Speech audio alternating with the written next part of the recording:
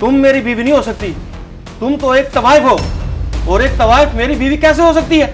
ये क्या कह रहे हैं आप? मैं तवाइफ नहीं हूँ, आपको गलत फहमी हो रही है। मैं एक शरीफ बाप की बेटी हूँ।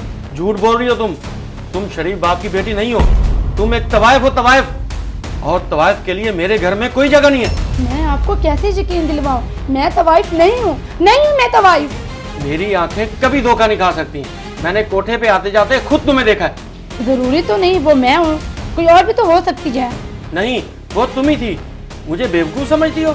मैं तुम्हें अपने घर हर दिन नहीं रख सकता। चली जाओ यहाँ से। अम्मी, अम्मी। फरहान, क्या बात है बेटा, क्यों शोर मचा रखा है तुमने? अम्मी, मेरी बीवी बनाने के लिए आपको एक तवाइफ ही मिली थी? अरे नहीं नहीं बेटा, ये तो एक शरीफ खानदान की लड़की है। इसका बाप मस्जिद इमाम है, ये भला तवाइफ कैसे हो सकती है? फरहान बेटा, तुम्हें कोई गलत फहमी हुई है।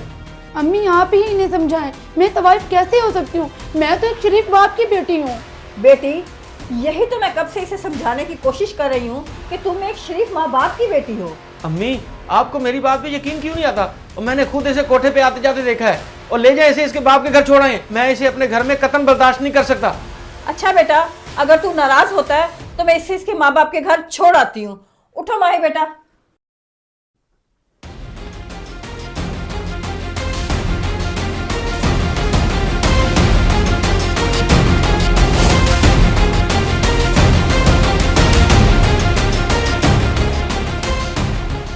भाई साहब, आप 5 वक्त के नमाजी और आपकी बेटी तवाइफ, ये लें, मैं आपकी बेटी को ले आई हूँ आपके पास। क्या कह रही हो बहन? मेरी बेटी और तवाइफ? ये हरगिज़ नहीं हो सकता। आप मेरी बेटी पे इल्ज़ाम लगा रही हैं।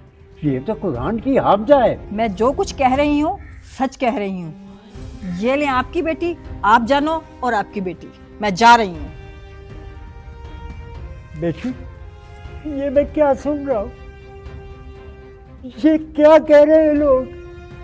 अरे बेटी, मैंने तो तुझे इतने नाजों से पाला है, तुझे हाफ़िज़ कुरान बनाया है।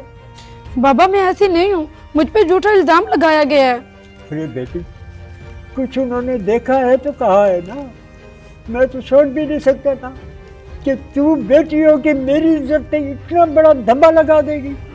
तू बता, मैं लोगों को क्या मुंह दिखाऊंगा? बाबा आपको अपनी बेटी पे यकीन नहीं है। मैंने ऐसा कोई काम नहीं किया जिससे आपकी इज्जत पे धब्बा लगे। अरे बेटी, जो धब्बा लगना था वो तो लग चुका। अब मैं कैसे बाहर निकलूंगा? क्या मुंह दिखाऊंगा लोगों को? बेटी बाबा अब आपने कुछ नहीं बोलना। अब मैं जानूं, मेरा मियाँ जाने। जो दाग उन्होंने मेरी इज्जत पे लगाया वो मैं धो के दिखाऊंगी।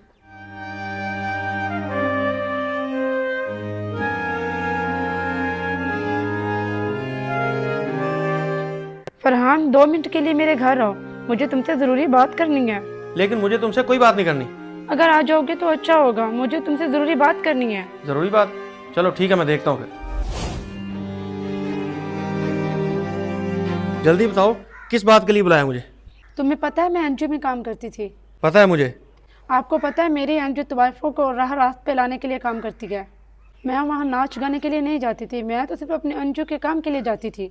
क्या वाकई तुम अपनी एनजीओ के लिए वहाँ जाती थी? मैं तो वहाँ एनजीओ के काम के लिए जाती थी, लेकिन तुम बताओ तुम क्या करने जाते थे?